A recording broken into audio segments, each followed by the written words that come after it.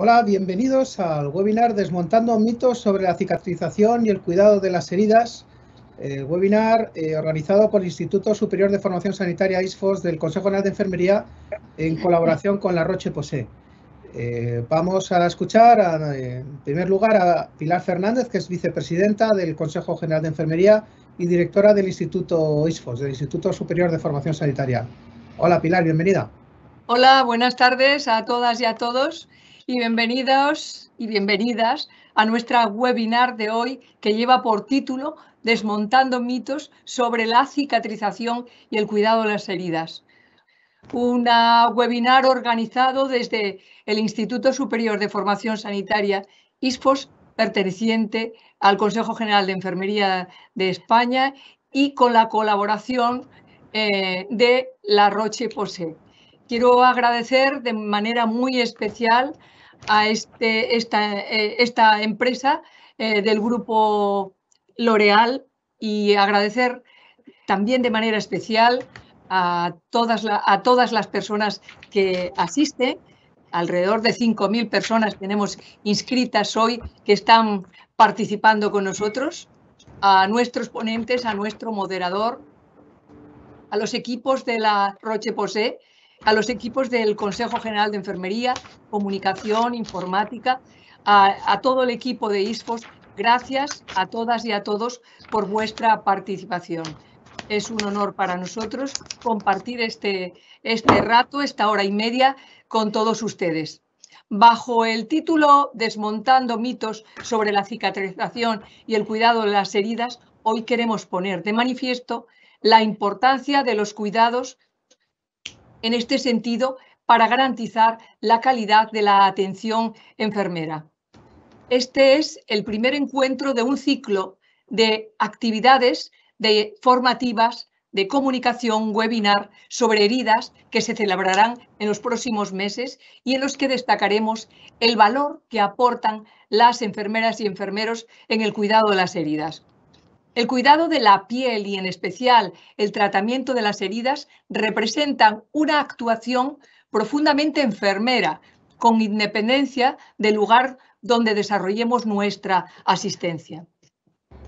De hecho, la práctica asistencial experta en el cuidado de la piel es un campo de actuación donde enfermería ha demostrado un claro liderazgo y capacidad de innovación.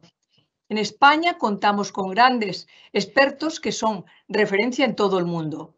Hay que recordar que las heridas producen una gran repercusión en la calidad de vida de las personas, un gran impacto económico sobre la sostenibilidad del sistema sanitario y son uno de los motivos de consultas más frecuentes de los servicios de urgencias, tanto hospitalarias como extrahospitalarias. Otro aspecto importante a tener en cuenta relacionado con este problema de salud es la edad. Es que la edad suele influir en la aparición de las heridas y viendo que la esperanza de vida en España es cada vez mayor, es previsible que con el envejecimiento de la población aumenten la demanda y las necesidades de cuidados de las personas. Por este motivo, en los próximos años se verá con mucha claridad. Por ello es muy importante que las enfermeras y enfermeros se formen en este campo. Nuestra labor es esencial. Somos las encargadas de dirigir los cuidados mediante planes, valga la redundancia, de cuidados individualizados. Impartimos educación en higiene, alimentación y hábitos saludables, aspectos que van de la mano con una buena evolución de este tipo de lesiones. Una formación permanente en este ámbito ayuda a saber cómo actuar y dar a nuestros pacientes una atención eficaz, segura y de calidad basada en las mejores prácticas y en la evidencia científica. Como he dicho anteriormente, casi más de 5.000 enfermeras y enfermeros se han interesado ya por este webinar, que buscan poner de manifiesto la importancia del cuidado de la piel. Para nosotros y nosotras, como enfermeras y enfermeros, es fundamental la formación continua y es un orgullo ver cómo enfermería está reaccionando a este ciclo de webinar que se están llevando a cabo desde nuestro Consejo General e ISFOS. No quiero concluir sin dar nuevamente las gracias a la Roche-Posay y a todo su equipo de colaboración en este webinar. Y ya sin más dilación, os dejo con Íñigo Lapetra, nuestro director de comunicación del Consejo General de Enfermería y de todo su grupo y moderador de este encuentro, quien tras las intervenciones, no lo olvidéis, abrirá un turno de preguntas que serán muy enriquecedoras para todos nosotros. Y bueno, podéis hacer llegar nuestras dudas, consideraciones a nuestros expertos de hoy. Muchas gracias y bienvenidos y bienvenidas a esta webinar. Muchas gracias, Pilar. Pues vamos a escuchar ahora a Isabel Castillejo, que es directora de Relaciones Médicas de L'Oréal Cosmética Activa. Hola, Isabel. Bienvenida al webinar. Nada, hola, ¿qué tal, Íñigo? Muchas gracias. Y muchas gracias, Pilar. Es todo un honor poder inaugurar esta colaboración de la Roche-Posay, que se inicia con este primer webinar sobre cicatrización. Esta colaboración se une a la que ya se está llevando a cabo con CeraVe. Ambas marcas, la Roche-Posay y CeraVe, forman parte del grupo L'Oréal de la división Cosmética Activa. Es un grupo que fue fundado por un químico en el año 1909 con una estrategia basada en la investigación y la innovación, con más de 4.000 investigadores en el mundo, apoyados por 23 centros de investigación, para ser el primer grupo de I+D en investigación dermocosmética.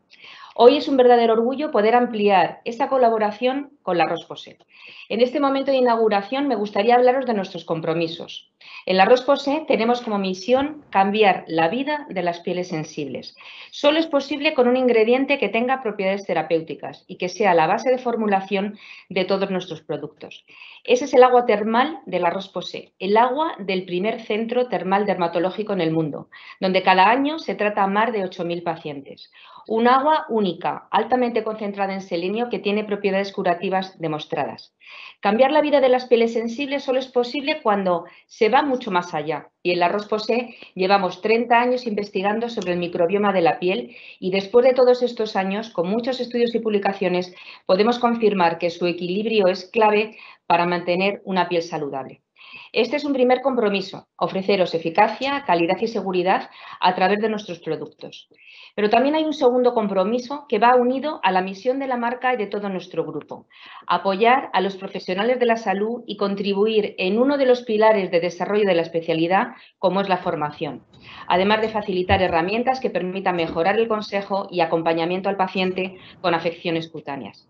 La Roche-Posay está llevando a cabo proyectos de formación con muchas especialidades médicas, con médicos de atención primaria, con dermatología a través de la Academia Española de Dermatología, con pediatría a través de la Sociedad Española de Pediatría Extrahospitalaria, con oncología. Y hoy se inicia este proyecto con el Instituto de Formación ISFOS del Consejo General de Enfermería.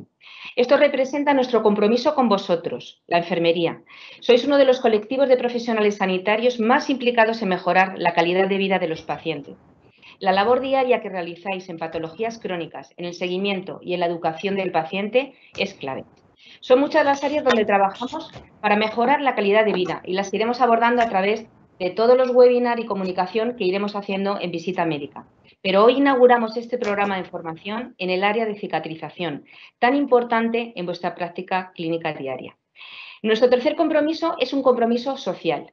Es así como tenemos iniciadas becas con la dermatología, con el proyecto Dermatólogos desde el Corazón, y en el que premia acciones llevadas a cabo por dermatólogos destinadas a mejorar la calidad de vida de los pacientes. Una beca que se otorga cada año y en el que la ganadora de esa octava edición en el año 2020 fue la doctora Elena Conde, que hoy nos acompaña.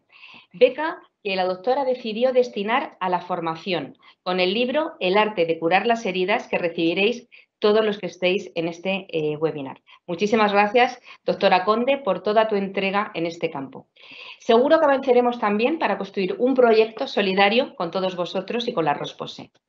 Y para terminar, esperamos seguir acompañándoos a lo largo de toda vuestra carrera profesional para contribuir todos juntos a mejorar la calidad de vida de vuestros pacientes. Y por último, agradecer también a todas las personas implicadas del Consejo General de Enfermería, del Instituto y Formación ISFOS, de verdad el poder hacer posible este proyecto. Así que sin más, paso de nuevo la palabra a Íñigo y empezamos con el webinar. Muchas gracias. Muchas gracias, Isabel. Pues bueno, vamos a comenzar con nuestras tres ponentes, que son Elena Conde, que es dermatóloga del Hospital Virgen de la Torre de Madrid, Alicia Peral, que es enfermera también del Hospital Virgen de la Torre de Madrid, y Leonor Prieto, que es directora científica de L'Oréal Cosmética Activa. Pero antes de comenzar con ellos, vamos a ver un vídeo porque, como ha dicho Pilar, podéis formular vuestras preguntas desde ya mismo, y es muy frecuente que cuando comience la ponencia los ponentes, paga la redundancia, nuestros invitados, pues surjan preguntas que ya desde el primer momento os invito a que la hagáis, a que la formuléis, porque por lo general suele haber una gran avalancha de preguntas y bueno, pues cuanto antes las formuléis, pues antes nos llegan y más garantías hay de que nuestros ponentes las respondan. Así que vamos con dentro vídeo. Para enviar sus preguntas, utilice la barra lateral que se muestra a la derecha de su monitor. Si no ve el cuadro de texto, actívelo en la parte superior derecha, icono Preguntas. A continuación, en la parte inferior, encontrará dos cuadros de texto. Introduzca su nombre en la casilla correspondiente y su pregunta en la casilla Haga su pregunta. Una vez planteada, haga clic en el icono de enviar. Pues así es como se formulan las preguntas, a través del chat. Elena Conde, dermatóloga del Hospital Virgen de la Torre de Madrid. Bienvenida, Elena. Muchísimas gracias.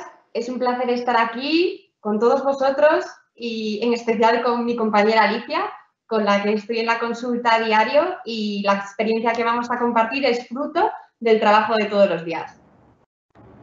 Muy bien, Elena, pues podemos ver que están ahí dos de nuestras ponentes juntas, que como buen equipo de trabajo. Así que bueno, pues bienvenida también a Alicia Peral, enfermera del Hospital Virgen de la Torre, ya que te estamos viendo ahí junto con Elena. Bienvenidas a las dos. Gracias.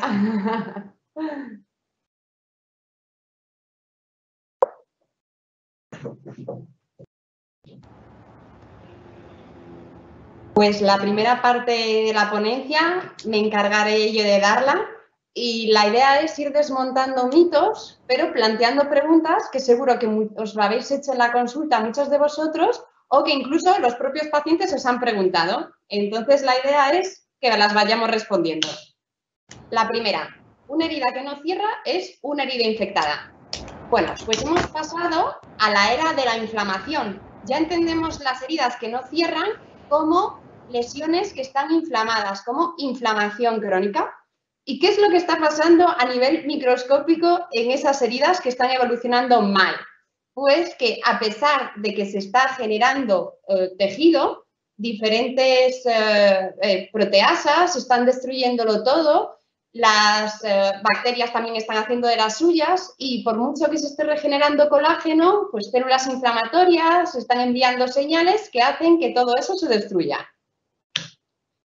De hecho, estas enzimas se comen y destruyen el colágeno y otras proteínas que se generan en la herida, factores de crecimiento. Entonces, hasta que no cortemos esta actividad proteolítica, este microambiente proinflamatorio, no vamos a conseguir una adecuada evolución de la herida. Y las bacterias que viven en esta inflamación, pues se comportan como ejércitos que viven en sus urbanizaciones, que se nutren de todo eso que se va destruyendo en la herida. Esto es como se ve a nivel microscópico, un poco de broma, y esto es lo que nos encontramos en la herida, esas biopelículas, ese tejido gelatinoso que es muy fácil desprender, pero en las siguientes curas pues ves que está el mismo que en la previa, pero además que hay más tejido gelatinoso. Otra pregunta que nos podemos hacer es: ¿cultivo positivo es igual a infección? Bueno, pues pensar que sí es un error muy frecuente.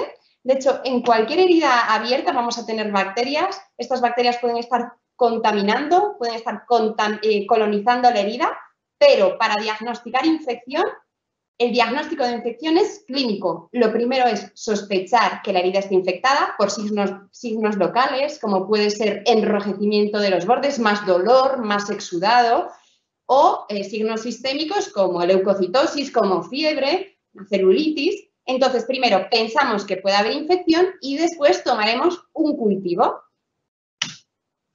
Y otra duda sobre cómo coger el cultivo. Bueno, pues aunque parezca que lo más interesante sería ir a la zona más sucia, es todo lo contrario. Lo ideal es retirar el tejido desnaturalizado, lavar con suero fisiológico e ir a la zona más limpia. Si cogemos el hisopo y presionamos durante 5 segundos una zona de 1 centímetro cuadrado, la verdad es que los resultados pues dan bastante sensibilidad a la técnica. Otra pregunta. La elección del apósito es lo más importante. O sea, lo primero que hay que hacer al mirar una herida es pensar ¿cuál es el mejor apósito? ¿Qué es lo que tengo que poner aquí? Pues para nada. Esto es un error pues muy frecuente. Lo primero que tenemos que hacer es pensar cuál es la causa de la herida. Porque una adecuada evolución de la herida, un tratamiento correcto, depende de un adecuado diagnóstico y de realizar un tratamiento etiológico, tratar la causa. Y después podremos hacer otras cosas para controlar la inflamación y después para acelerar el proceso de epiterización, pero siempre dentro de un tratamiento etiológico adecuado. Si tenemos una herida en pierna, lo primero que tenemos que hacer es palpar pulsos. De hecho, mientras vamos escuchando al paciente, vamos poniendo la mano y esto es una herida arterial, esto es una pierna sin pulsos. Si el paciente no tiene pulsos, ya la orientación pues va a ser, si el cirujano vascular puede revascularizar esta herida, el tratamiento de una úlcera arterial será intentar que ahí llegue sangre, si se puede. Este es una úlcera neuropática en una persona con diabetes. El tratamiento de esta herida será descargar esa zona y además a nivel local podremos hacer estrategias como retirar esa hiperkeratosis con curetaje, pero sin descarga no tendremos opción de curación. Tenemos diferentes alternativas, desde poner ahí fieltros a diferentes zapatos, botas que nos ayuden a descargar la zona. En una úlcera por presión, lo fundamental es aliviar la presión. Esto puede resultar complejo por las comorbilidades del paciente, no solamente con superficies de alivio de presión, que lo ideal cuando la herida ya está instaurada es utilizar superficies de aire dinámico o estático, hacer cambios de posición, pero también tenemos que controlar la fricción y la humedad. De hecho, hay lesiones que no son puramente por la presión en la zona, sino que hay el cizallamiento que se produce en la zona o las condiciones de humedad hace que aparezcan lesiones más. Sí. Elena, perdóname que me interrumpa, es que se ha congelado las diapositivas. Estamos viendo una de un supermercado, con lo cual yo creo que hay algún problema. A ver si podías volver a... perdona la interrupción, a ver si podías volver a compartir la presentación. Dejas de compartir y la compartimos otra vez. Perfecto. Supermercado y ahora podéis ver las siguientes diapositivas, ¿no?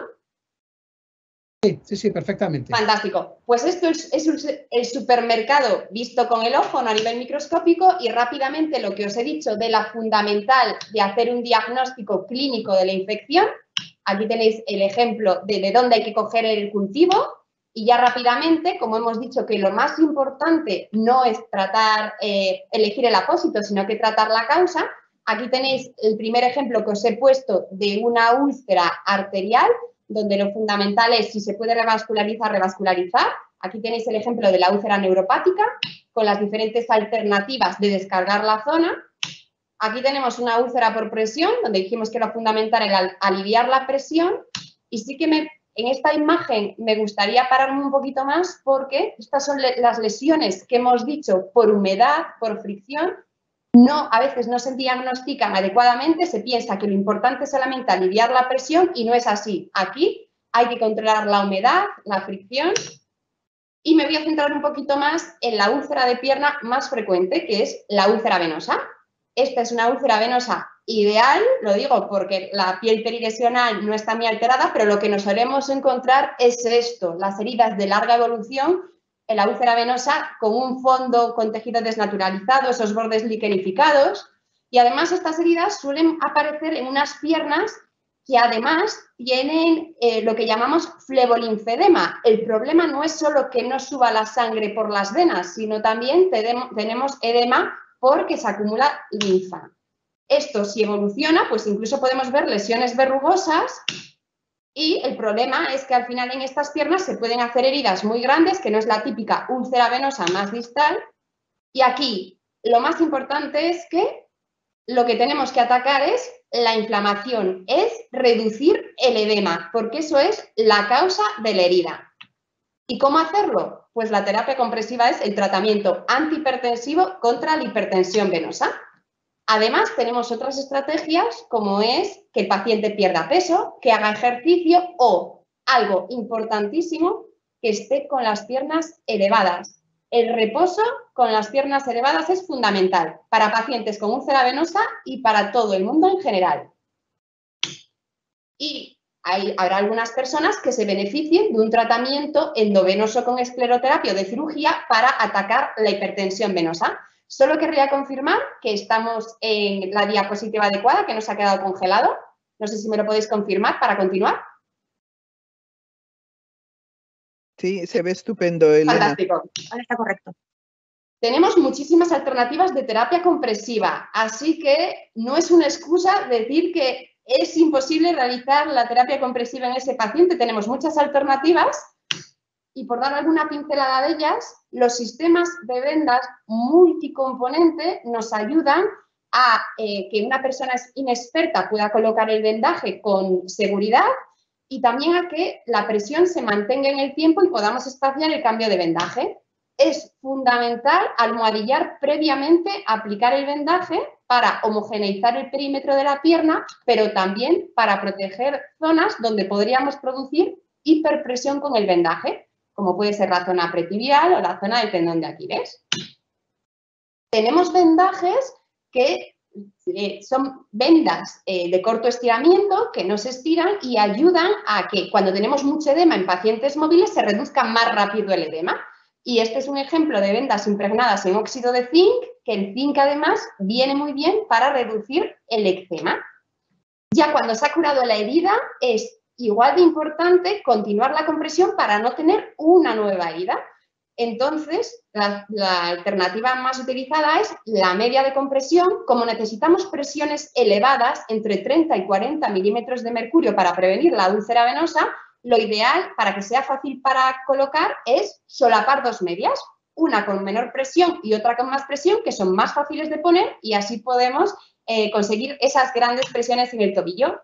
Y sin duda, la gran novedad en el campo de la compresión son los sistemas autoajustables con cierre tipo velcro, que es un tejido que también se estira poco, que hace de barrera contra el músculo cuando se contrae y esto ayuda al retorno venoso. Es muy interesante porque es fácil de colocar, se adapta a las piernas con morfologías muy alteradas y además se tolera muy bien para todos aquellos pacientes que también tengan cierto componente de arteriopatía. Pensad que asociada a la edad es normal que la persona, además de fallo en el retorno venoso, tenga cierto grado de arteriopatía. Bien, y hemos hablado de los tipos de úlceras más frecuentes, pero hay algunas heridas que están en localización rara, tienen bordes raros, este tejido del lecho sangra demasiado, esta herida no me cuadra con las que acabamos de comentar. Pues lo que tenéis delante es un carcinoma vasocelular, un tumor. No tenéis que saber todos los tipos de heridas que existen, pero sí saber que hay heridas de causas menos frecuentes y el diagnóstico será, pues normalmente con una biopsia. O sea, que estas heridas que no entendáis por qué están ahí o que no estén respondiendo bien al tratamiento, lo ideal es que las vea el especialista y haremos una biopsia. ¿La terapia compresiva solo para la úlcera venosa? Bueno, la compresión nos ayuda a disminuir el filtrado capilar, a favorecer el drenaje linfático, a disminuir la inflamación y todo lo que ayude a reducir el edema va a tener un impacto favorable en cualquier tipo de herida de pierna, incluso aquellas que se produzcan en personas con cierto grado de arteriopatía, porque quitar el edema aumentará la perfusión. O sea, esos pacientes con las úlceras denominadas mixtas, es decir, que el componente es predominantemente venoso, pero también tienen arteriopatía, se van a beneficiar de una terapia compresiva adaptada. Y es que, sin duda, la compresión es el mejor tratamiento antigravedad en todas las heridas de pierna. Si no hay contraindicación, es decir, una herida traumática, una herida por vasculitis, le vendrá muy bien la compresión. ¿Y cuáles son las contraindicaciones? Pues arteriopatía periférica oclusiva grave, los pacientes con un índice tobillo-brazo menor de 0,5 y la insuficiencia cardíaca grave. Y una pequeña nota, no tenéis que hacer índice tobillo-brazo en todos los pacientes antes de aplicar compresión. Si el paciente tiene pulsos distales palpables, tenéis seguridad para poder aplicar la terapia compresiva. Ya, si no palpáis pulsos o tenéis dudas, tenéis que hacer el índice tobillo-brazo. Pero paciente con pulsos distales palpables, ahí podéis aplicar terapia compresiva. El injerto cutáneo está contraindicado si el lecho de la herida no es óptimo. O sea, solo podemos injertar heridas que tienen un lecho perfecto, con exudado controlado, un buen tejido de granulación. Bien. Ya creo que todos tenemos claro que lo más importante es hacer un adecuado tratamiento de la causa de la herida y después podremos hacer cosas para acelerar su cierre. Bueno, pues para conseguir que la herida empiece a epitelizar, hay veces que tenemos que ser agresivos y colocar al pie, porque lamentablemente, si no hay proliferación de las células de los bordes de los queratinocitos, esa herida no va a cerrar. Y con heridas de mucho tiempo de evolución, esos queratinocitos están dormidos. La técnica estrella de nuestra consulta son los injertos en sello, una técnica ambulatoria, muy sencilla, económica. Es un injerto dermoepidérmico y llegamos hasta la dermis papilar, es muy superficial, es la alternativa al injerto laminar que se hace en quirófano. Aquí tenéis la tecnología, que como veis no es para nada high-tech.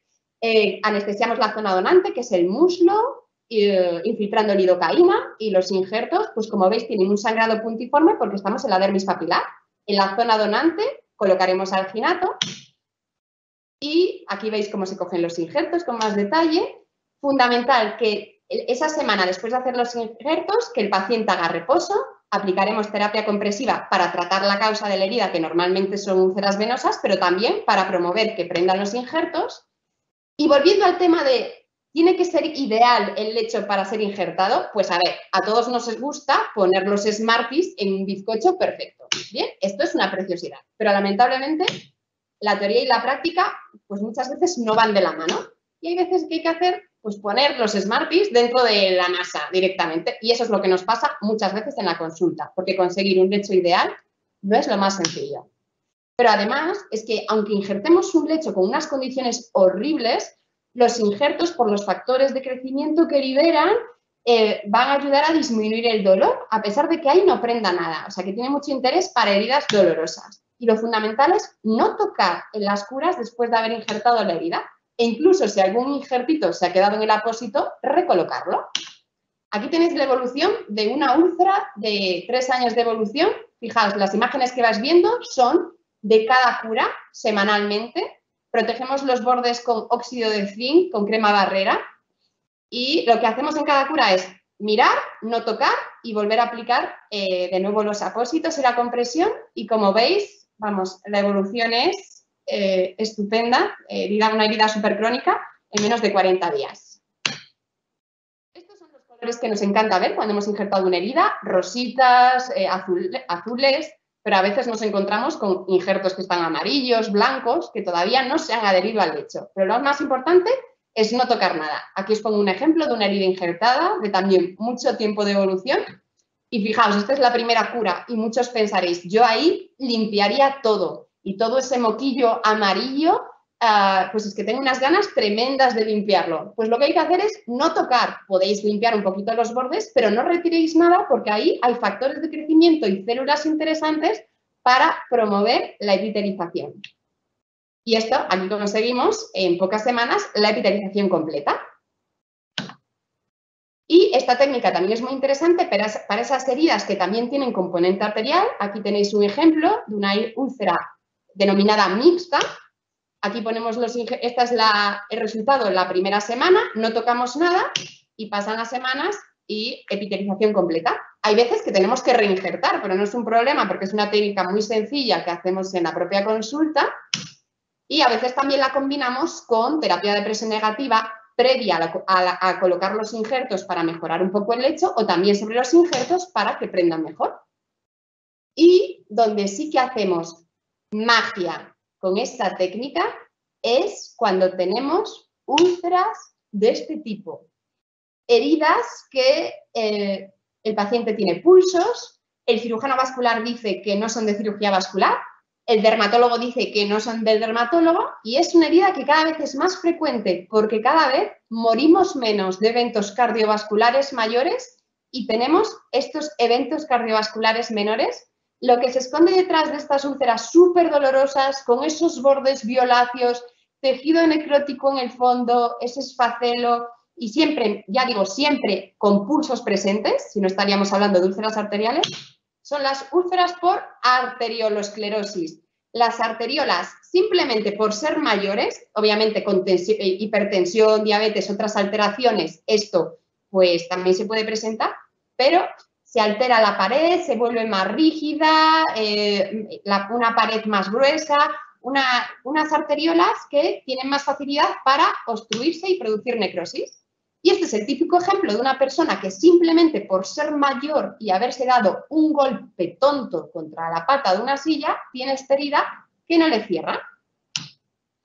Y lo que el ojo no ve detrás de estas heridas en la gente mayor es el círculo vicioso entre necrosis e inflamación por esta arteriolosclerosis.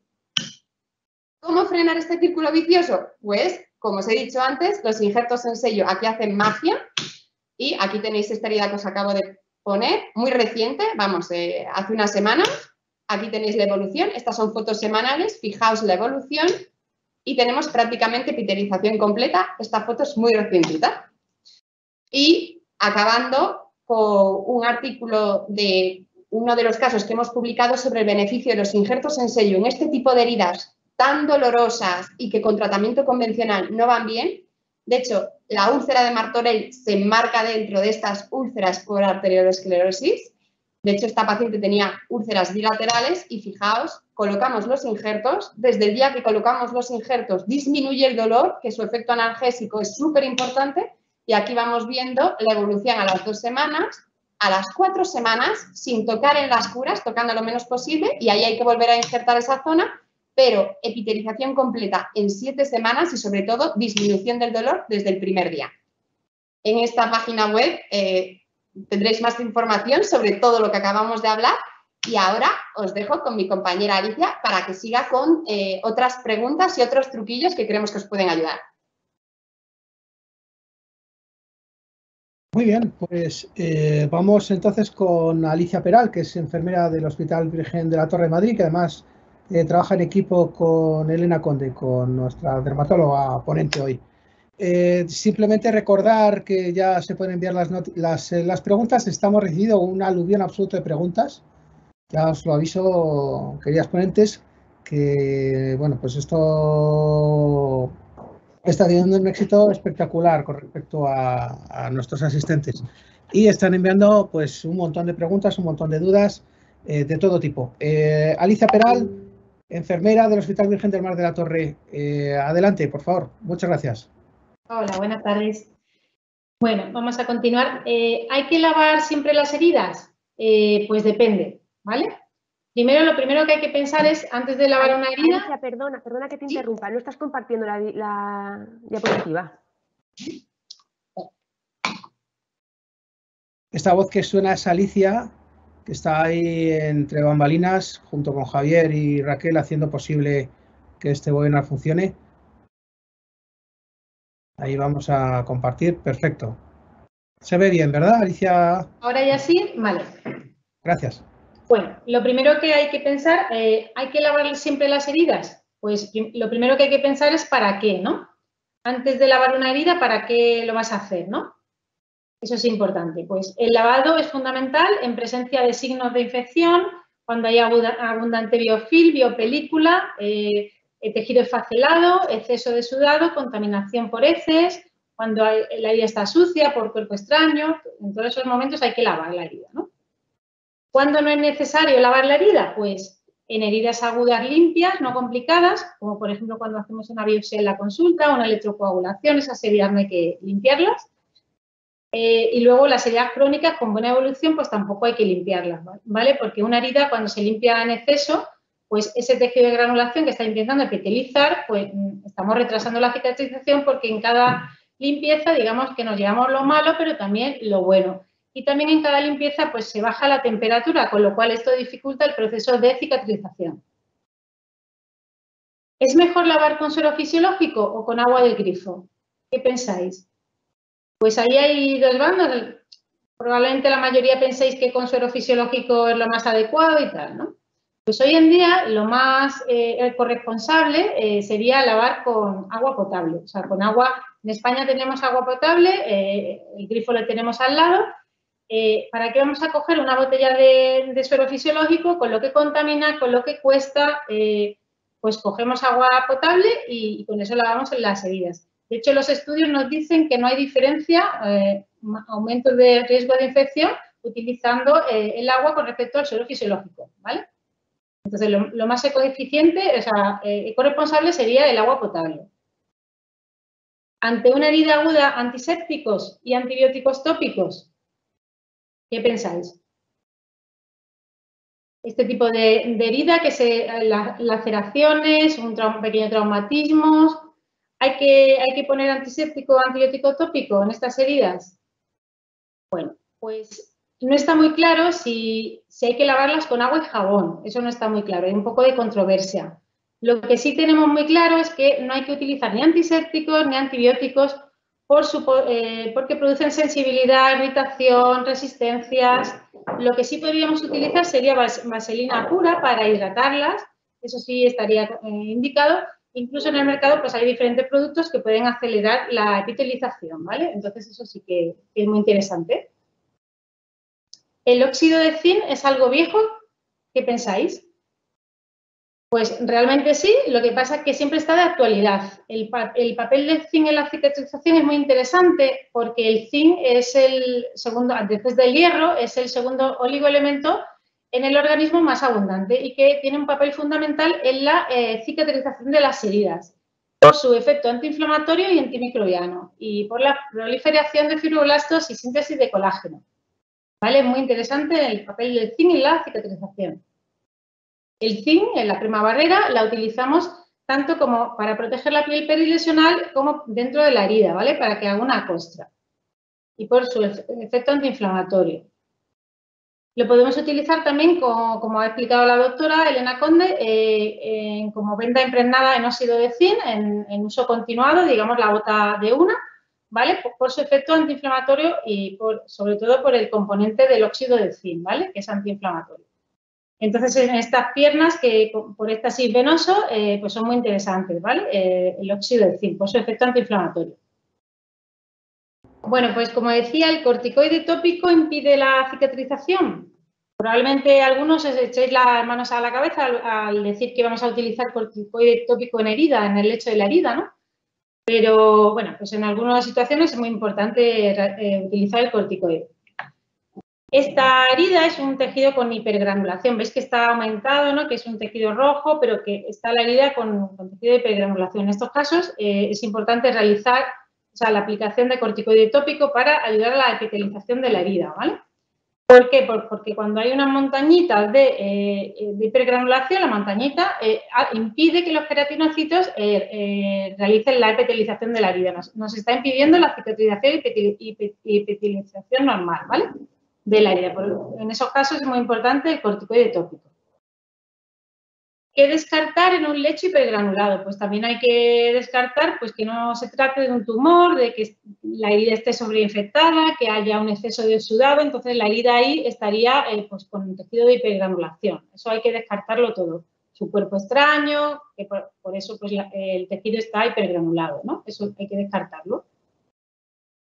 El corticoide es muy interesante en este tipo de heridas, heridas por arteriolosclerosis, ¿vale? O en el pioderma gangrenoso, es muy interesante para disminuir la inflamación. Y también en piernas con vasculitis, es muy interesante para disminuir la inflamación. ¿Hay que retirar las costras? ¿Qué pensáis? Pues probablemente ahí hay mucha controversia. Hay personas que piensan que hay que retirar la costra cuando la ven y personas que no son de retirar la costra. Una herida cierra realizando una costra. Una costra es pues una protección de la herida para epitelizar, ¿no? Es una costra protectora. Toda herida cierra haciendo una costra. Si la costra no fluctúa, no hay nada debajo, no hay pus, no hay signos de infección, ¿para qué la vas a retirar? Para pensar luego qué apósito vas a poner para no dejarla al aire, digamos. Entonces, si una costra no te da problemas, déjala tranquila, que ya se caerá, o si utilizamos vaselina o un hidratante, y si no hay nada debajo, no hay signos de infección, pues no hay que retirar la costra, que la costra se caiga sola. Y si no se cae sola, pues le ponemos un poco de hidratante en la fase final y ya se cae, ¿vale? ¿Hay que debridar placas necróticas secas en talones? Siguiente. Claro, vale. Pues si la herida es superficial, más o menos no es muy grande, con una buena vascularización adecuada, pues no fluctúa, que está seca, que pues esta costra promueve una epitelización subyacente, ¿no? El efecto costra de la placa. Entonces, esa herida se deja tal cual. Si por el contrario la herida es más profunda, más grande, con arteriopatía asociada periférica, persona en situación de complejidad, pues nosotros lo que hacemos es dejar la costra ahí de protección para proteger de una sobreinfección. ¿Para qué vas a retirar esa costra?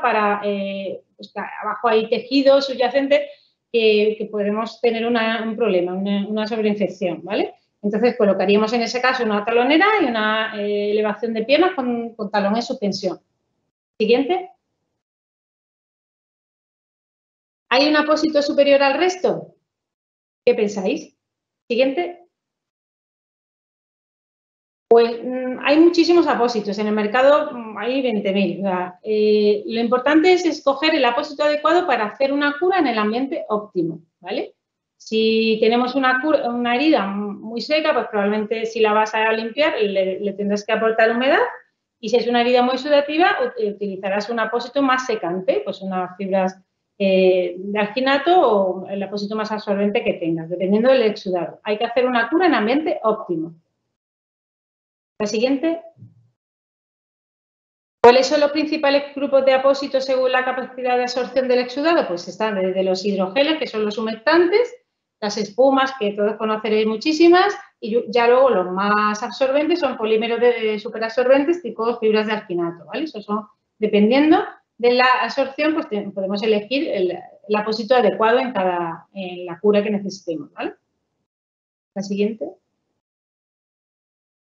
Los apósitos de fibra de alginato son muy interesantes por su efecto, porque contienen calcio, entonces es un efecto para la coagulación, ¿vale? Entonces, también muy interesante por la formación de costra y por la absorción del exudado, haciendo una gelificación del exudado. Es un apósito muy interesante, es un apósito hemostático, ¿vale? Heridas sangrantes, heridas superficiales para hacer una costra o para heridas muy sudativas para absorber el exudado. Hacemos la siguiente. ¿Lo mejor son las curas diarias? ¿Qué pensáis? Pues mira, hay que espaciar las curas lo máximo posible si te permite la herida espaciarlas. Cuando no hay dolor, no hay picor, el exudado está controlado y un vendaje está bien colocado, no se cae, pues hay que espaciarlo lo máximo. ¿Por qué? Porque cuando hacemos una cura quitamos lo malo, pero también quitamos lo bueno. Bajamos la temperatura y digamos que retrasamos el proceso de epitelización. Siguiente. Sulfadiazina argéntica para quemaduras. Todos conoceréis, o la mayoría conoceréis la sulfadiazina argéntica. Se utiliza desde los años 70, muy extendido su uso, sobre todo en quemaduras, pero digamos que es un poco polémico, digamos. Los estudios no están tan de acuerdo, digamos, porque hay productos que superarían la eficacia de la sulfadiazina, con lo cual no es muy interesante en este caso. Siguiente. Siguiente. La única alternativa tópica para controlar el dolor durante las curas es la crema ENLA, la prilocaína. Pues hasta hace poco sí, pero hay un grupo de españoles que empezaron a utilizar no sé si habéis oído hablar del sevoflurano, es un derivado halogenado del éter. Siguiente.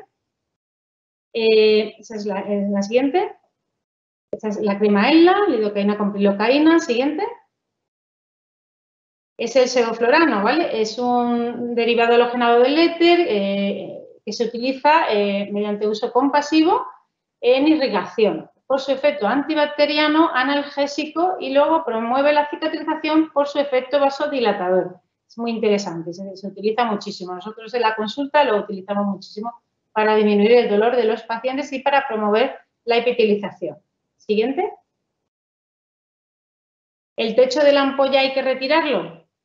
Esto también genera mucha controversia. Hay personas que piensan que sí, personas que piensan que no. Bueno, pues nosotros vamos a explicar lo que hacemos nosotros habitualmente. Siguiente. Si vemos una ampolla, lo que hacemos es la pinchamos, la drenamos, pero dejamos y mantenemos el techo de la ampolla. Lo que hacemos es aplicar una capa de óxido de zinc, un alginato, un apósito absorbente y hacemos la cura a lo máximo, al poder ser una semana, para que haga una capa protectora, un efecto costra, que sería una capa protectora. La siguiente, al cabo de unas semanas, pues la herida cierra haciendo una costra protectora, se va cayendo la costra y si no, pues alguna le ayudamos con unas pinzas, pero bueno, se puede ir cayendo sola o con ayuda de un poco de vaselina pura, hidratación. Y debajo está la piel epitelizada correctamente. Siguiente. Bueno, pues ahora tenemos unos minutos para hablar de estos mitos que hemos contado o si nos queréis hacer otras preguntas, pues encantado.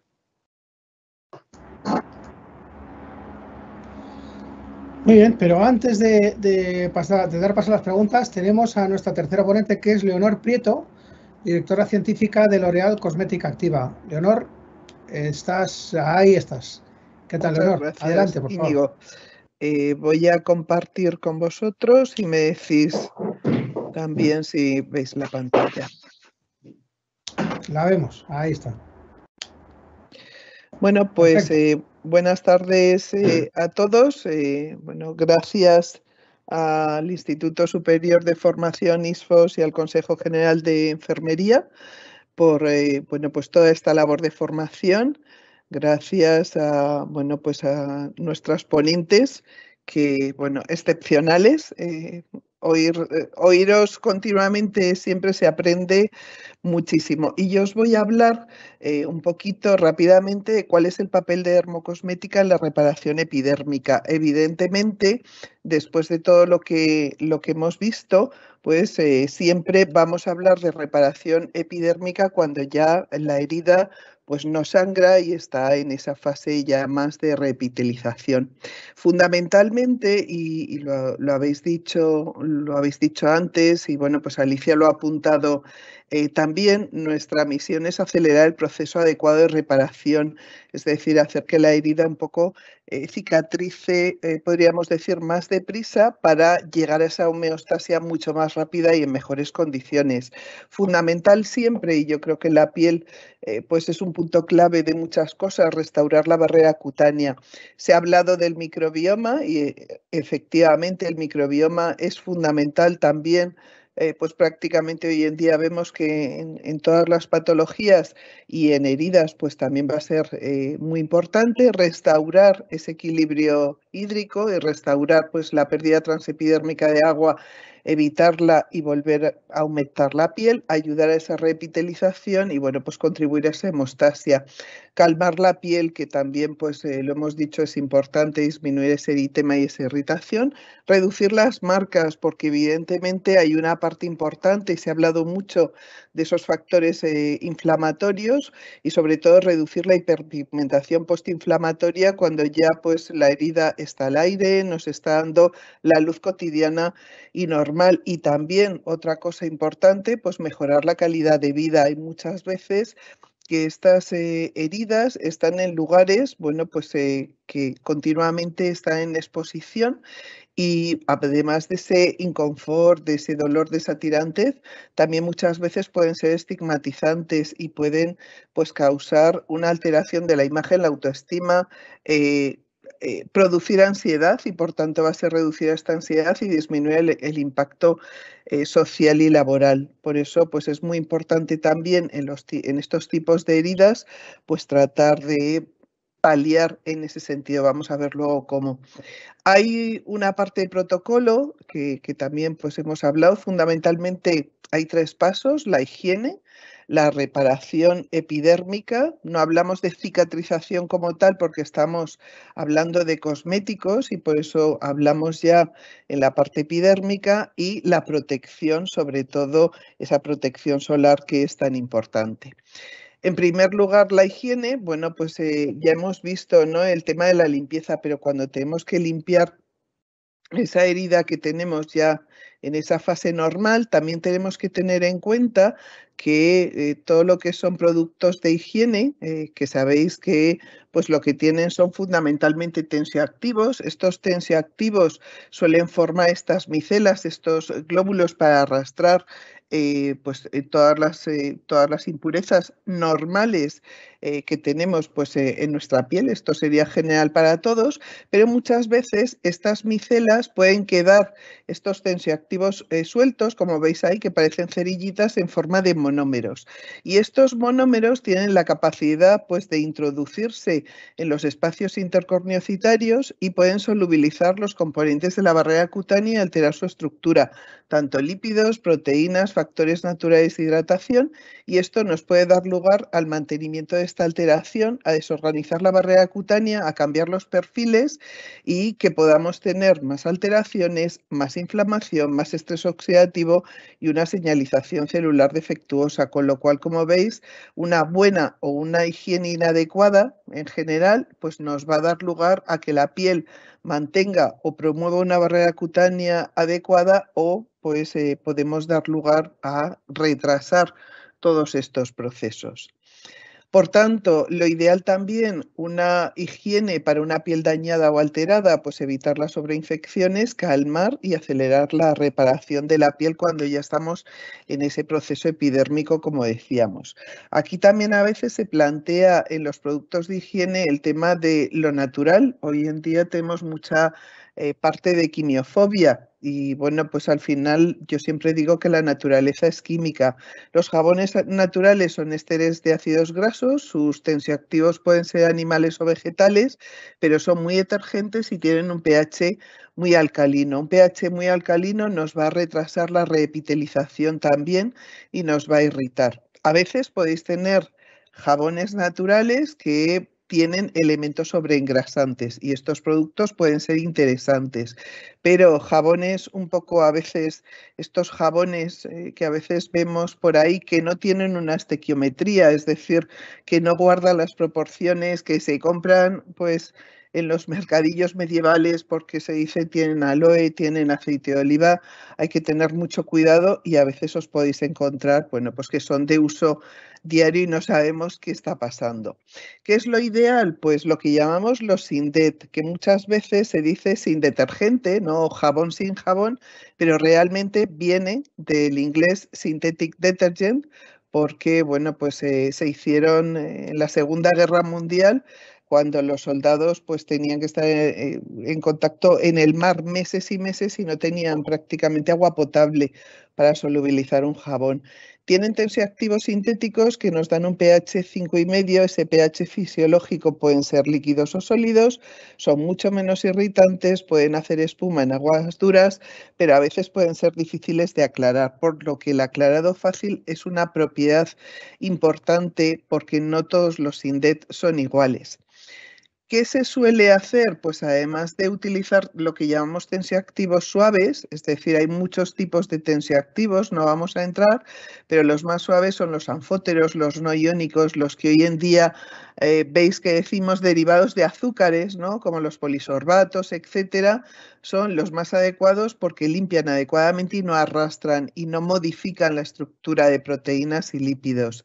El fácil aclarado, como os decía, y también incluir elementos que ya son activos, como puede ser el pantenol. El pantenol lo conocéis, es reparador, promueve la reepitelización, inhibe los mediadores inflamatorios y hoy en día ya hay pues publicaciones científicas que hablan de su carácter prebiótico, es decir, que también van a influir en el microbioma.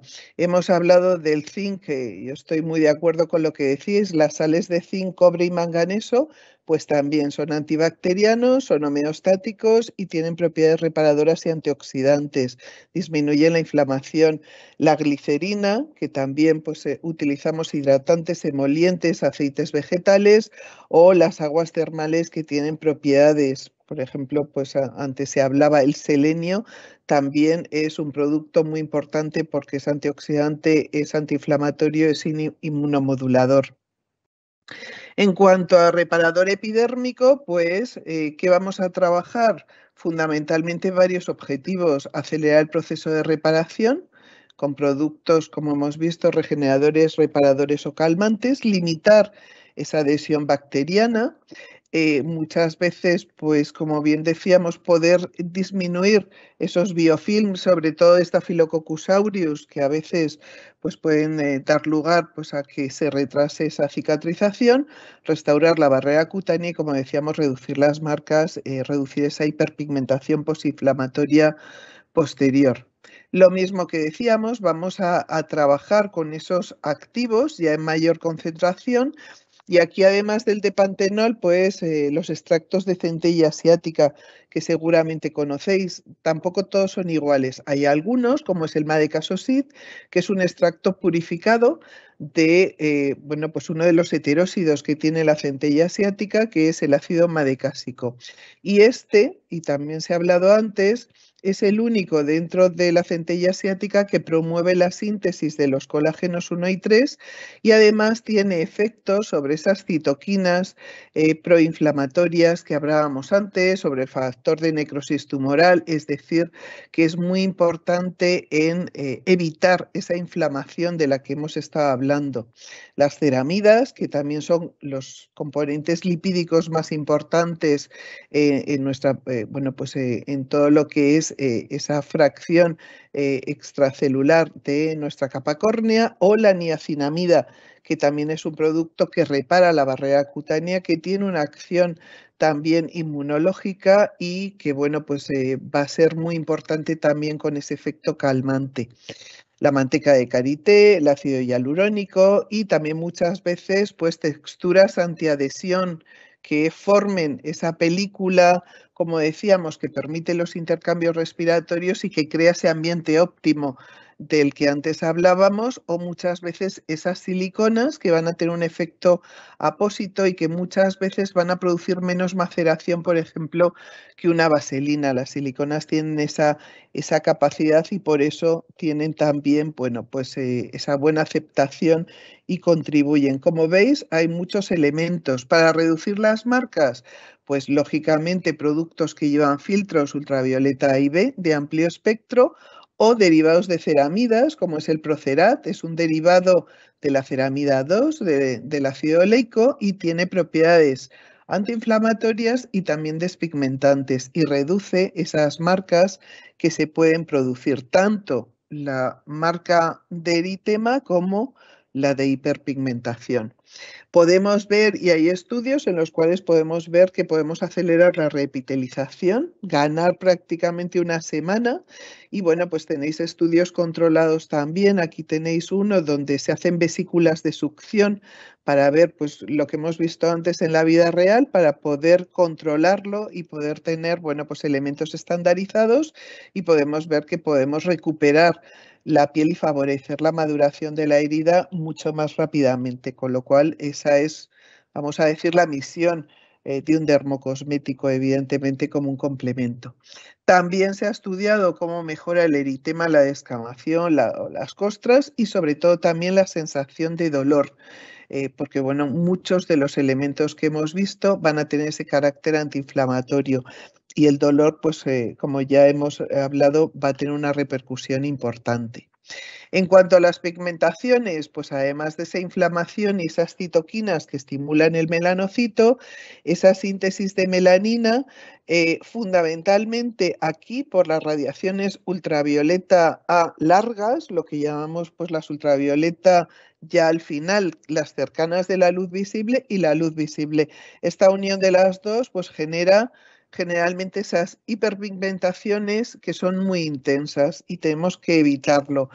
Yo una vez tenía una amiga también que le quitaron un carcinoma vasocelular y como no podía salir de casa unos días, pues se ponía en el cristal de la ventana tan contenta que le diera el sol, porque pues decía, es que estoy muy deprimida de estar dentro de casa. Digo, pues estupendo porque vamos a hacer al final pues que la herida al final tenga esa hiperpigmentación, por lo cual hay que tener cuidado, porque mucha gente piensa, no me da el sol. O sea, muchas veces se piensa en el sol cuando vamos a la playa, cuando estamos de forma continua, pero no pensamos en la radiación ultravioleta cotidiana. Entonces, cuando dicen no me da el sol, es importante explicarlo. Aquí, como decíamos, además de esa reparación, pues tener productos con una protección solar de amplio espectro, 50 más de ultravioleta B, pero también equilibrados en ultravioleta A, como decíamos, porque va a ser importante. Por tanto, limpiar, reparar y proteger serían pues esas medidas adecuadas cuando ya tenemos ese proceso de reepitelización pues ya controlado, como hemos visto. Y también, pues lo conocéis, el masaje. Podemos utilizar también la dermocosmética pues para trabajar masajes que conocéis muy bien y para que la herida sea más flexible, para reducir también ese dolor. La presión bien controlada nos puede reducir y también a veces pues para evitar que las cicatrices sean mucho más hipertróficas, haya riesgo de adherencia, con lo cual pues también es un punto. Y para terminar, pues como yo os decía, a veces las heridas están en zonas que están muy expuestas y esto hace que pues, la persona se retraiga o que no quiera salir, que genere ansiedad, etcétera. Es algo estigmatizante como cualquier lesión en una zona expuesta. El maquillaje terapéutico, una vez que la herida ya está reepitelizada, también puede ser una opción importante. También fijaos que los pigmentos que lleva el maquillaje, que son óxidos de hierro, os van a prevenir las hiperpigmentaciones, van a prevenir la luz visible. Las manos y los labios, pues también. Por eso, para terminar, simplemente deciros un poco ese papel de la dermocosmética, acelerar el proceso de reparación epidérmica, mejorar la calidad de vida y tener un protocolo adecuado que, lógicamente, solamente con un buen consejo va a ser fundamental también. El consejo siempre, tanto de los médicos y sobre todo de las enfermeras que van a hacer ese seguimiento, el personal de enfermería, creo que es fundamental para asegurar el éxito. Muchas gracias y antes de terminar y pasar la palabra a Íñigo y a todas las preguntas que seguro tenéis, yo quiero deciros también que, bueno, pues tenéis un código QR en la pantalla que podéis escanear o la página web donde podéis verlo. Tenéis una pequeña encuesta y con ella creo que un regalo muy importante, algo maravilloso de todo lo que habéis visto, que es el libro de la doctora Elena Conde, El arte de curar las heridas. Realmente es un placer escucharla, pero además poder leerla de forma continua y yo creo que es importante. Recibiréis también un kit de productos, pero sobre todo, ya os digo, no os perdáis El arte de curar las heridas porque creo que es un libro sencillamente maravilloso. Y ya nada más, te cedo la palabra, Íñigo, y seguimos adelante. Muchas gracias, Leonor. Pues vamos directamente a ir soltando las preguntas que nos ha ido enviando el público. Recordar que todavía nos podéis enviar las preguntas, las cuestiones que queráis realizar a nuestros ponentes a través del chat y no me extiendo más porque tenemos ya un montón y bueno, vamos a intentar responder al mayor número de preguntas enviadas. Comenzamos con Amaya Sanemetrio, que nos pregunta, querría saber sobre el cuidado de las cicatrices. Y ya que hablamos de las cicatrices, voy a enlazar con otras dos preguntas más. De Marta, que le gustaría saber la recomendación para cuidar la cicatriz, pero específicamente de las cesáreas. Y también María, que quiere saber el cuidado de las cicatrices post-implante de marcapasos, aparte de la rosa mosqueta que me aconsejáis.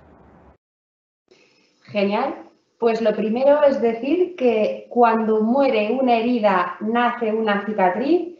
Creo que después de la presentación de Leonor nos ha quedado claro que hay muchos factores que van a influir en una adecuada cicatrización y desde fuera podemos modelarlos.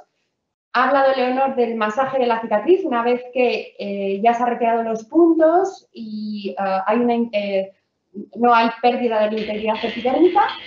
Ayudaremos con masajes diarios, no está definida la frecuencia adecuada, la mejor frecuencia, ni la duración, ni qué tipo de masaje, pero sí es cierto que está claro que eso va a favorecer la elasticidad que pueda llegar a conseguir esa piel.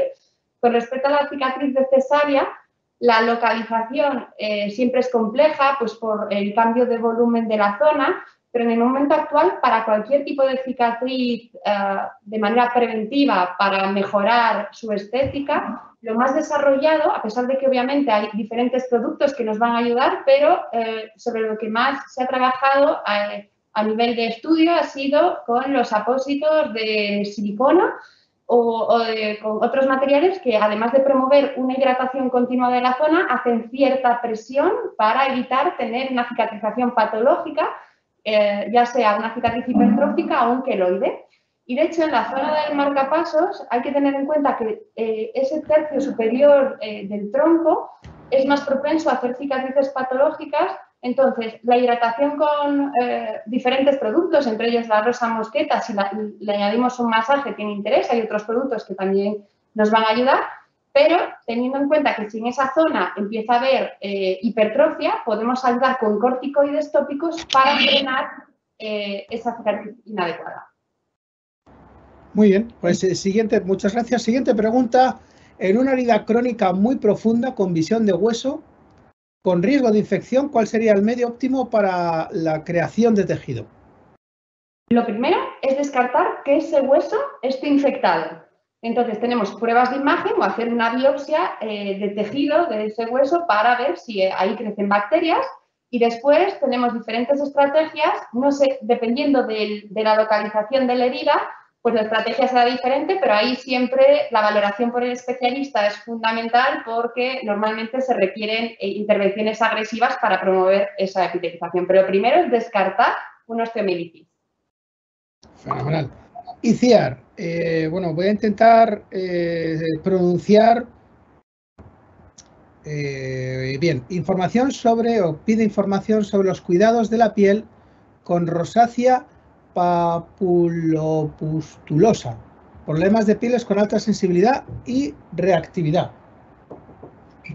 Fantástico. Ahí la localización de las lesiones pues será en la cara y, además de tratamientos específicos, como puede ser antibióticos tópicos, antibióticos orales, pues hay productos cosméticos que nos van a ayudar a mantener esa inflamación controlada y también es fundamental evitar los factores precipitantes, como puede ser la exposición solar o la bebida de alcohol y otros desencadenantes. Pero para eso hay que acudir, el dermatólogo será el especialista que nos vaya a ayudar en eso. Aquí, en este sentido, también, si me permitís, como bien decía la doctora Elena Conde, pues aparte de ese tratamiento dermatológico, hoy en día se está trabajando mucho en la parte cosmética, también en el microbioma. En la rosácea el microbioma se ha visto que tiene una participación especial y que, bueno, pues hay un aumento de catalicidinas, de péptidos antimicrobianos que muchas veces hacen que los tratamientos más clásicos pues se siguen manteniendo. Entonces, hoy en día se trabaja con productos que tienen esas propiedades antioxidantes, que tienen propiedades de trabajar sobre el microbioma, que trabajan también un poco sobre toda esa parte inflamatoria y, como bien decía, pues toda la parte también de filtros y sobre todo también muchas veces de pigmentos que nos pueden ayudar de las dos formas, ¿no? De trabajar un poco y de impedir pues ese enrojecimiento que podemos tener, que a veces pues es inestético también, con lo cual importante también la higiene. Sería un poco seguir los protocolos ahí, porque a veces nos olvidamos de la higiene o de la fotoprotección. Muchas gracias, Leonor. Nuria Barral, os formula la siguiente pregunta. ¿Qué pensáis sobre los apósitos que liberan ibuprofeno en la úlcera de forma previa a la cura? De hecho, en lo que se está investigando y en lo que es fundamental la innovación es en productos tópicos que nos ayuden a controlar el dolor. Con respecto a los apósitos con ibuprofeno, pues es un apósito con el que nosotros no tenemos experiencia en la consulta. Conceptualmente, lo que a nivel tópico puede ayudar a desinflamar y a disminuir el dolor tiene interés. El tema es la eficacia real de estos apósitos. Hay otros productos, por ejemplo, la morfina, en formulación magistral para colocar directamente sobre la herida, pero las conclusiones que tenemos por ahora, tanto del ibuprofeno en apósitos como de la morfina, etcétera, todavía no está claro su beneficio real. Es un campo sobre el que hay que seguir investigando, al igual que sobre el sevoflurano, el derivado de halogenado del éter del que hablamos. El tema del dolor y las heridas todavía tenemos mucho que investigar, así es. Alicia Merino Lozano desde Perú, nada menos, pregunta: ¿alguna experiencia nueva en úlceras por presión? ¿Alguna investigación en UPP, que entiendo que es úlceras por presión, con dióxido de cloro en adultos mayores? Bueno, no sé si quiere contestar Alicia. No, la realidad nosotros en este campo no estamos trabajando. Inmaculada Barragán: sin exudado, típica herida seca con placa necrótica o con abundante exudado hemático, ¿va a ser adecuado o útil frotar con el hisopo para recoger el cultivo? Pues lo ideal es ir siempre a la zona más limpia de la herida. Si tenemos una placa necrótica donde no haya una zona más allá de esa necrosis, no tiene interés coger un hisopo de esa zona. Siempre intentaremos retirar el tejido desnaturalizado, hacer el desbridamiento que podamos para llegar a una zona con tejido viable, a la zona más limpia que podamos conseguir. La segunda pregunta es un tanto sorprendente. Yo no sé si es cierto o no. Yo la voy a formular por si acaso, debido a que pues, no soy profesional sanitario. ¿Podría decirme qué opina respecto a echar azúcar en las heridas infectadas? ¿Existe esa posibilidad de echar azúcar en las heridas infectadas o se nos ha colado aquí un...? No, de hecho, esta pregunta es muy interesante porque, bueno, el azúcar o, bueno, derivados como la miel se han utilizado tradicionalmente, bueno, pues sus propiedades osmóticas, en heridas exudativas, etcétera. Y sí es cierto que la experiencia, sobre todo ahora, es con la miel. También es un campo sobre el que necesitamos más investigación, pero conceptualmente por sus propiedades sí puede, y de hecho la práctica clínica, quizás no tanto en España, pero en otros países o incluso en nuestro propio país, sí es cierto que hay profesionales que lo utilizan y conceptualmente tiene interés, pero obviamente qué tipo de azúcar, qué tipo de miel, producto sanitario, y es un campo sobre el que sí que se está investigando, así es, sí, sí, sus propiedades, la verdad es que sí, claro, tiene conceptualmente interés. Sorprendente. Daniel Bajaña pregunta: ¿el vendaje en 8 está recomendado? No sé respecto a qué, de forma genérica lo pregunta. Igual es respecto a algo que habéis presentado. El vendaje en 8. El vendaje se divide normalmente en vendaje en espiga, donde se va haciendo un solapamiento mayor de las capas, se pasa varias veces sobre la misma zona y eso hace que el vendaje sea más rígido. O el vendaje circular, que simplemente se va solapando una capa sobre otra con mayor o menor proporción del ancho de la venda. El 8 lo hacemos en el tobillo, en cualquier tipo de vendaje, para rodearlos, tanto en vendajes en espiga como circulares. ¿Qué se puede aplicar para aclarar las cicatrices? ¿Qué tiempo se puede determinar desde la intervención quirúrgica para que una cicatriz se pueda considerar definitiva? Pues volvemos a lo que comenté antes de muere la herida, nace una cicatriz y esa cicatriz puede tener una vida de remodelación muy larga, desde meses, incluso 1 o 2 años. Por eso es tan interesante mantener las estrategias de cuidado del sol para evitar que eso se pigmente y pues utilizar productos que con el masaje puedan ayudar a conseguir mayor elasticidad. Habéis hablado del reposo con elevación de piernas. ¿Cuántas veces al día y durante cuánto tiempo, por favor? Preguntan. Pues, el reposo es muy importante para intentar quitar la hipertensión venosa, ¿no? ¿Cuántas veces al día? Pues, es decir, pues como una balanza, digamos, si está un poco de pie, pues de vez en cuando, porque se tumbe, estire las piernas en la medida de lo posible. Si, por ejemplo, se ha ido a la calle, está un poco de pie y tal, cuando llega a casa, pues lo ideal es estar tumbado más o menos la mitad del tiempo que ha estado en la calle, digamos. Eso es súper interesante para disminuir la inflamación y disminuir el edema, sobre todo en la úlcera venosa. Y de hecho, en la línea que comenta Alicia, todas las personas deberíamos estar sentados con las piernas hacia arriba y la gente con problemática por insuficiencia venosa, pues con mayor motivo, pero sentarse con las piernas hacia abajo dificulta el retorno venoso siempre, entonces siempre piernas hacia arriba.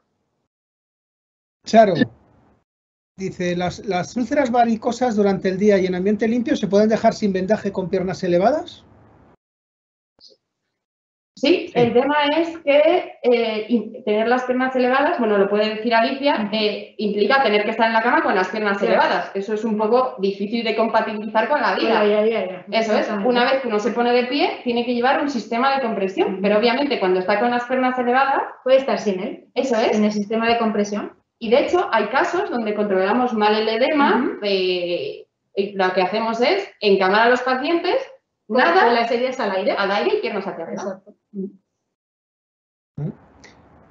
Esther, en heridas quirúrgicas, por ejemplo, de tobillo, con edemas en el miembro, ¿también estaría indicada la compresión? ¿Desde qué momento? ¿Y con heridas recientes o que tienen que cicatrizar? Desde el minuto 1 tiene que estar con el vendaje compresivo para disminuir la inflamación y eso va a ayudar a la epitelización y al correcto, pues, buena evolución de la herida quirúrgica, porque al disminuir el edema, pues no hay complicaciones en el tema de la epitelización de la herida quirúrgica. ¿Quieres añadir algo más? En úlcera venosa crónica de personas dependientes sin tolerancia a la compresión, ¿la aplicación de pomada de zinc es indicada como tratamiento? Si quiere, bueno, vamos contestando las dos, nos vamos complementando. El tratamiento de la úlcera venosa es controlar la hipertensión venosa. Hay diferentes estrategias, como hemos comentado, para hacer una terapia compresiva. En gente mayor que no tolere una media, tenemos estrategias con dispositivos con cierre tipo velcro, o que no tolere un vendaje que tenga alguna de las vendas elásticas, tenemos opción de aplicar vendas que son de corto estiramiento y que en reposo no producen nada de presión. Entonces, la alternativa de la terapia, del tratamiento de la causa de estas heridas nunca va a ser algo tópico, siempre va a ser intentar vencer a la gravedad con medidas antiedema con piernas hacia arriba y después adaptando la compresión que elijamos a las necesidades de estas personas. Pero tenemos hoy en día muchísimas opciones. Decir que el paciente no se puede poner la media o que no tolera el vendaje no es una excusa porque tenemos muchísimas alternativas. Lo siguiente es todo un caso clínico, y es largo. Paciente anticoagulada, me recuerda a las series de televisión, perdóname que os diga. Paciente anticoagulada con herida crónica en pierna que hipergranula y sangra. Vista en dermatología para descartar vasocelular, pero no conseguimos que epitelice ni con vendajes compresivos. Tratada con hidrofibras o alginatos porque el aumento de humedad con apósitos hidrocelulares retrasa su buena evolución. ¿Cómo podemos actuar en este caso? Se pueden proponer corticoides en ese caso para bajar la inflamación, la hipergranulación. El apósito primario sería el corticoide tópico, luego pondríamos alginato para absorber el exceso de sudado y luego pues una terapia compresiva, pues lo adecuado para... Eso es. Y hay veces que el problema de la hipergranulación es el exceso de oclusión en la zona. Entonces, todas las estrategias que sean, pues aplicar el corticoide en vez de en crema, pues en solución, polvos en solución, o los apósitos, o sea, y que intente estar a veces con las piernas elevadas y sin nada para evitar ese efecto oclusivo tanto de los apósitos como del vendaje compresivo. Y si a pesar de eso sigue habiendo sangrando o la herida no está evolucionando adecuadamente, hay que plantearse, volver a hacer una biopsia, replantearse el diagnóstico. Cuando una herida no está evolucionando con el tratamiento que pensamos que es el adecuado para su causa, hay que pensar que a lo mejor es una herida de otra etiología. Muy bien, pues la siguiente pregunta es un caso personal. Nos dice una enfermera, mi pareja tiene una herida que no cierra espontáneamente desde hace 2 años en el pescuezo. El dermatólogo no quiere meterse ahí y se la cerró con puntos el médico de cabecera, pero volvió a abrir y así la tiene, sangrando por veces, gelatinosa, a veces con inflamación, pero sin fiebre y sin saber realmente qué le sucede. ¿A dónde podemos acudir para cultivar la herida y saber qué ocurre? Vale, bueno, lo primero es saber cuál es la causa de esa herida. Entonces, hay que valorar si lo que hay que hacer es un cultivo, porque estemos sospechando que haya un absceso por debajo. Pensad que cuando el tejido es friable o la evolución no es la adecuada, hay veces que tenemos una infección subyacente, o directamente hacer una biopsia de esa herida para entender por qué está ahí la lesión. Entonces, la realidad sería una nueva valoración por el dermatólogo, sería lo más adecuado en este caso. ¿Se pueden dejar al aire en momentos puntuales las úlceras? Por supuesto.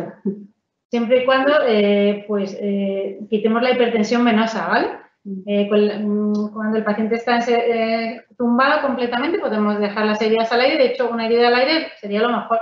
Lo que pasa que habitualmente el paciente pues, se mueve y tal, entonces no podemos dejarle sin vendaje si es un paciente pues, que se mueve, que sale a la calle, que tiene una vida normal. Entonces, pero una herida al aire sería lo mejor, lo ideal. En ese tipo de úlceras venosas, cuando no estamos controlando el exudado, cuando el problema sea la oclusión de los apósitos, como ha dicho Alicia, a veces la solución es piernas hacia arriba, tratando la causa, quitando la gravedad y dejando todo al aire. Nos gusta poner óxido de zinc en solución para remover la epitelización. Esto no suele pasar cuando injertamos úlceras de largo tiempo de evolución, que a pesar de hacer una adecuada terapia compresiva, la herida pues sigue macerada, los injertos, eso no se seca, no conseguimos una epitelización adecuada, el paciente ingresa, piernas hacia arriba, óxido de zinc y al aire y la evolución es buena. Porque a veces el problema es la oclusión y eso, no estar controlando... Claro, el edema, digamos, ¿no? Sí. Las medidas antiedema. Es muy importante que el paciente te atienda muy bien a las medidas antiedema y que el paciente haga bien las cosas. ¿Qué le dices, no? Es muy importante. Y a veces el paciente no te dice todo, no te lo dice correctamente. Entonces, es muy importante controlar el edema en la úlcera venosa, sobre todo. ¿Se podría no echar ningún desinfectante con los injertos? De hecho, no utilizamos desinfectante en las heridas injertadas. Sí es cierto que en la zona donante, antes de coger los injertos, pues aplicamos clorhexidina como antes de cualquier procedimiento interno-quirúrgico, pero en la zona injertada intentamos siempre tener el mejor lecho.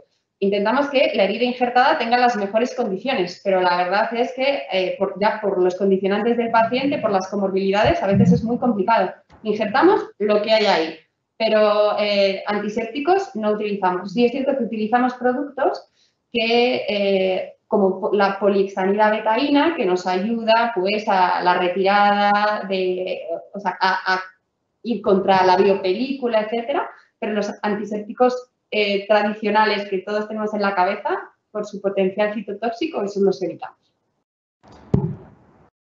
Yo no sé si habéis respondido ya a esta pregunta por los productos que habéis ido citando. ¿Qué apósito ponéis encima del injerto en sello, nada más ponerlo, y en el resto de curas hasta cierre? Pues casi siempre el que casi siempre utilizamos es el alginato para hacer una costra, que es el más utilizado.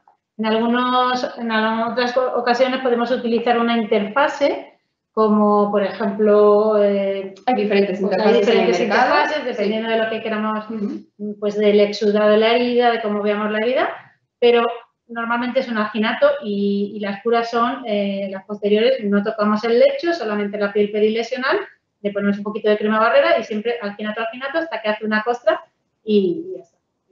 Debía hacer, ¿verdad? En pacientes tratados con radioterapia, ¿es preferible la hidratación frente a la oclusión con un apósito para su confort? En caso de recomendar un apósito, ¿cuál sería?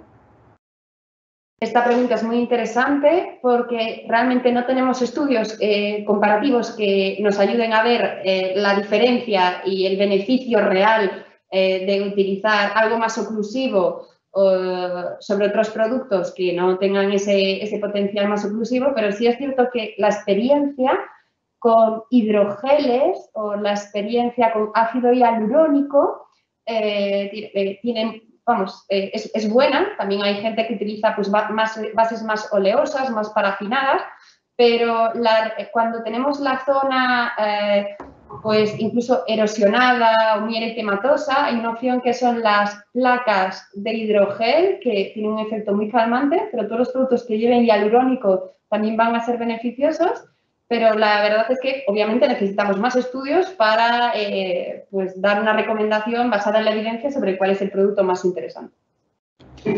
Aquí, si me permitís también, sobre todo porque, bueno, pues nosotros trabajamos también bastante con oncología y en radioterapia, pues se han hecho bastantes estudios locales de diferentes unidades de radioterapia y sí que hay, bueno, pues podemos decir que es importante en muchos casos para disminuir sobre todo los grados de toxicidad.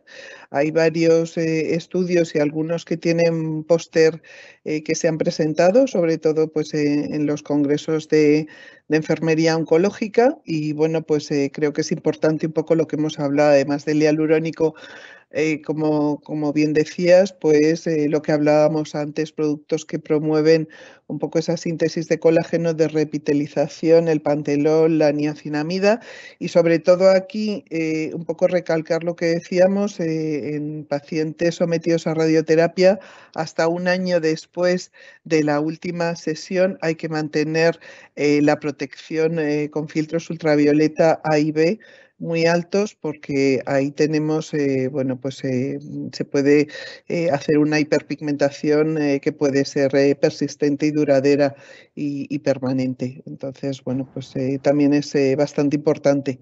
Se trabaja bastante en este sentido hoy en día.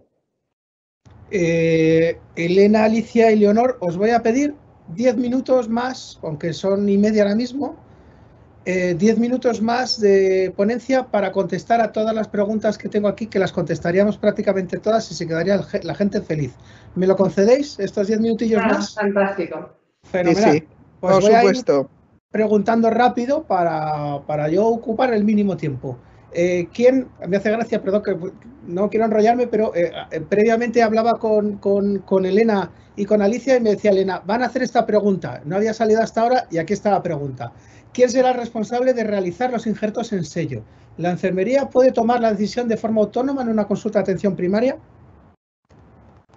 Lo puede hacer perfectamente enfermería en una consulta de atención primaria y de hecho nosotros lo hacemos solas, las enfermeras, los injertos, no siempre está la doctora. Lo que pasa es que es una técnica pues, que tiene que tener un adiestramiento, tienes que saber hacerla, es muy fácil, es muy sencilla y pues sí, evidentemente la hacen las enfermeras.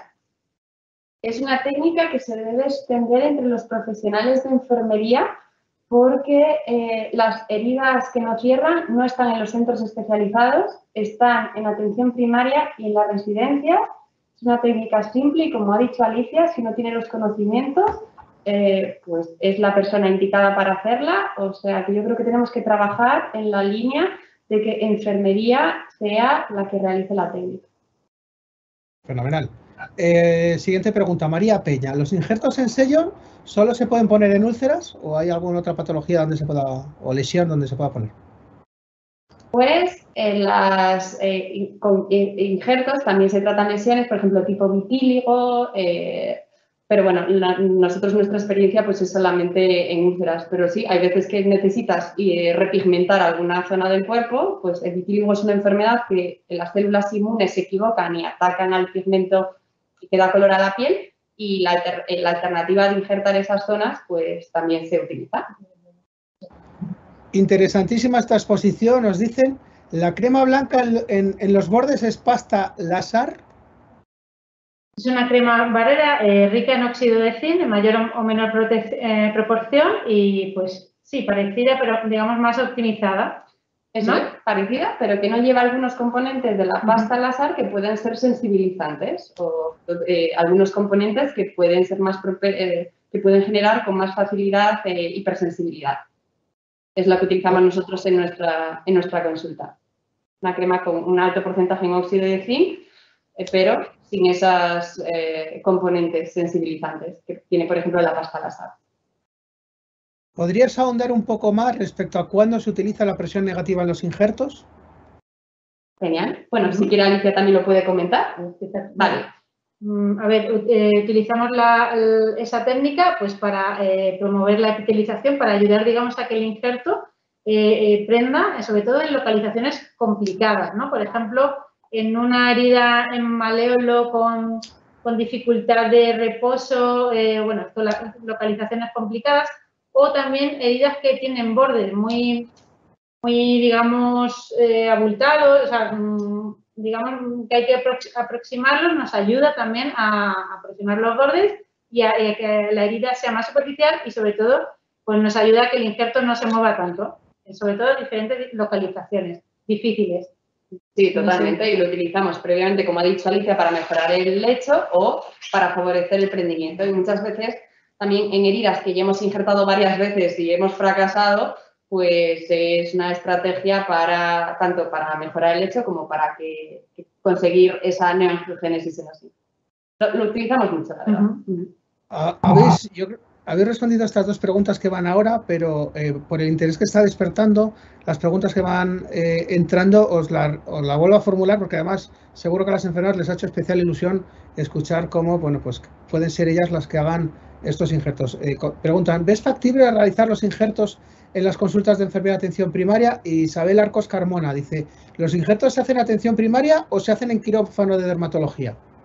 No, en la propia consulta se hace, es una cura un poquito más larga y ya está. Ves la herida, ves que está para injertar, digamos, porque la herida no evoluciona bien, porque está más inflamada, descartando infección y todo esto, evidentemente, pero se puede hacer sobre la marcha, se hace rápidamente, sobre todo heridas pequeñas, tardas un poquito más que en una cura de una herida normal. Es preparar un poquito de anestesia local, la colocas, coges una pincita, coges unos trocines, lo recolocas en la herida y es que un alginato, el dispositivo de compresión que le pongas y ya está. Es muy rápido. La zona donante le pondrías un alginato y un apósito y una revisión, preferiblemente en una semana, si es posible, y te lo permite la herida. Es decir, las revisiones se hacen dependiendo del exudado de la herida. Es una herida muy pequeña, poco exudativa, la puedes dejar tranquilamente una semana sin tocar, haciendo que el paciente esté en reposo en casa y recibiéndolo en una semana para la primera cura. Si es una herida un poquito más grande, con más exudado, pues a lo mejor le tienes que ver en 5 o 6 días, ¿no? Para controlar un poquito el exudado. Cuando se aplican los injertos, ¿hay que limpiar con suero fisiológico o solamente aplicar óxido de zinc en bordes?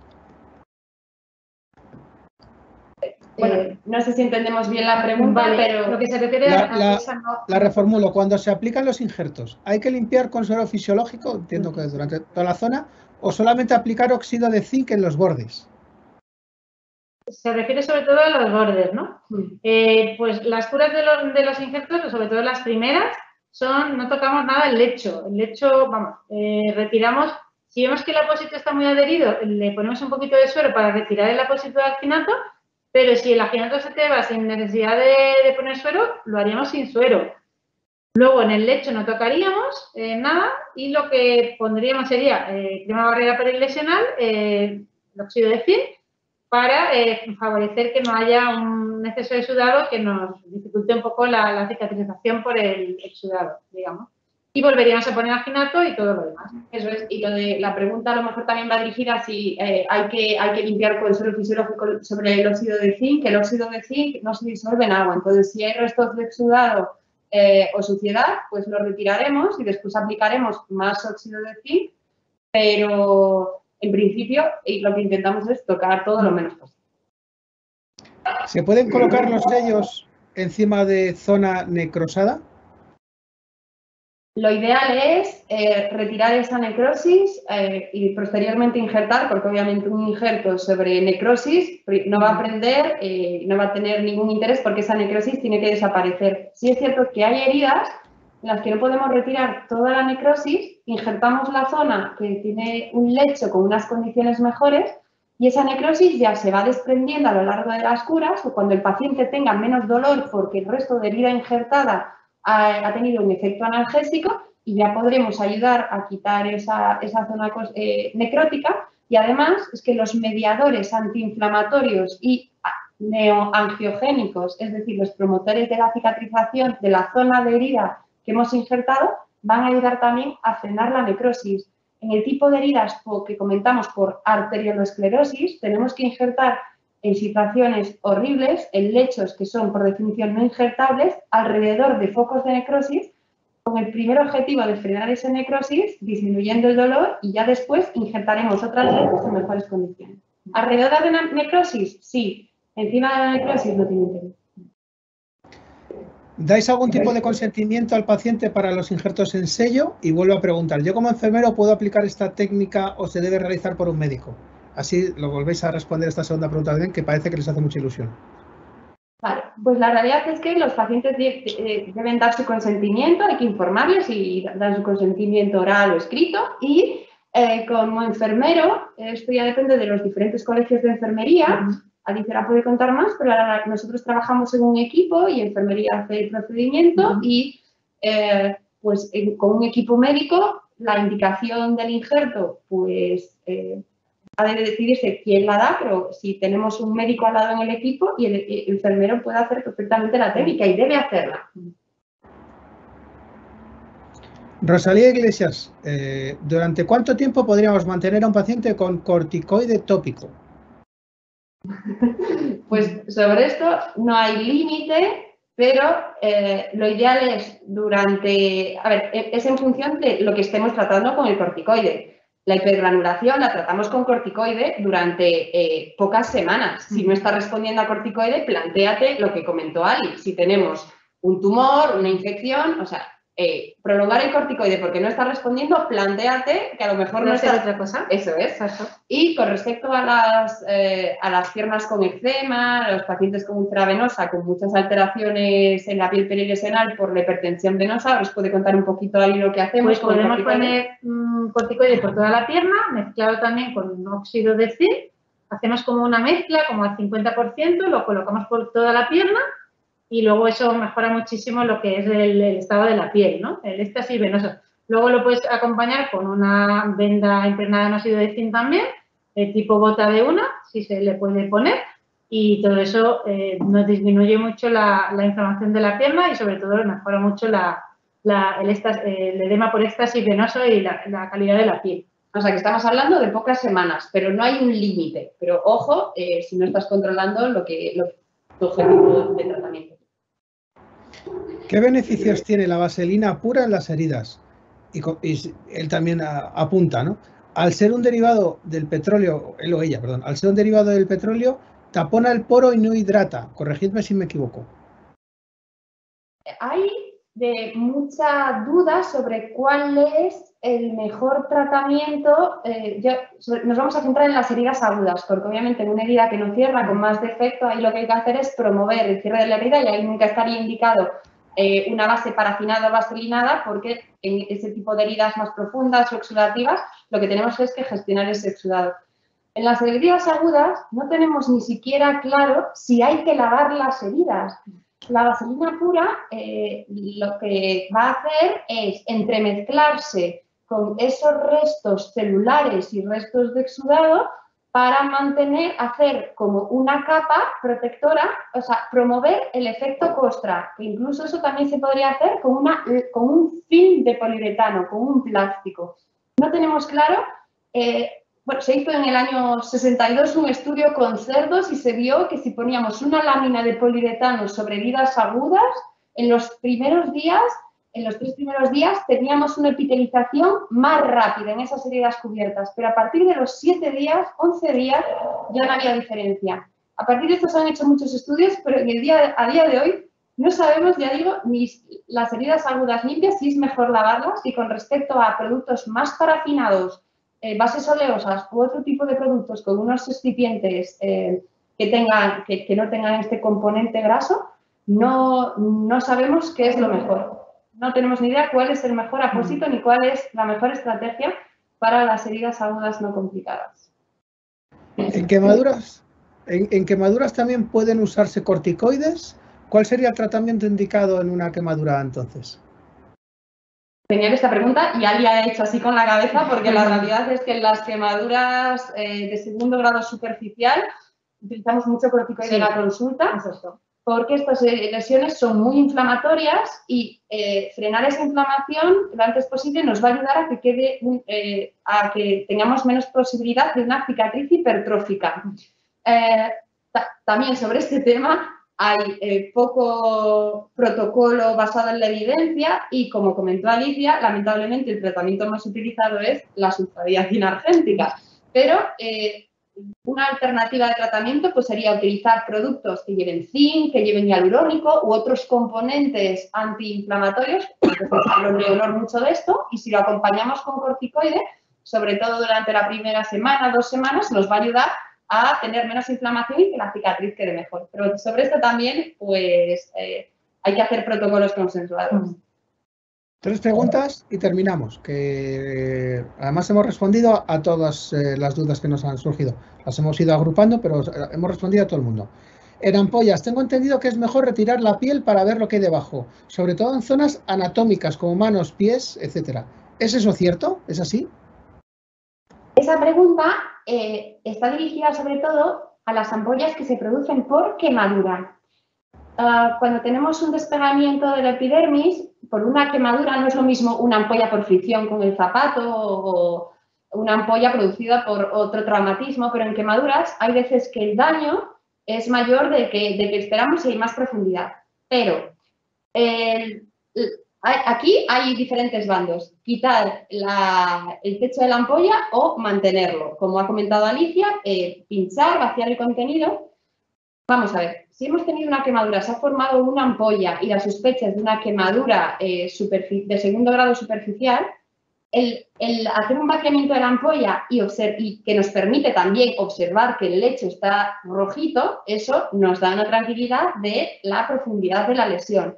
Si pinchamos la ampolla y la base ya es más pálida, amarillenta, o en esas localizaciones complicadas donde nos da más miedo pensar que puede haber más profundidad y esa herida se beneficiaría de otra estrategia, por ejemplo, más quirúrgica, lo ideal es asegurarnos, pues, abriendo más esa zona de la profundidad de la ampolla. Pero cuando la lesión es superficial, tenemos un fondo rojito, la estrategia de dejar esa piel, esa epidermis desprendida, nos va a ayudar por su efecto protector y además también analgésico para disminuir el dolor. Pero sobre esto también hay mucha controversia y, como bien ha dicho la persona que ha hecho la pregunta, hay zonas donde es muy importante hacer una supervisión mayor de la profundidad de esa quemadura por sus implicaciones funcionales.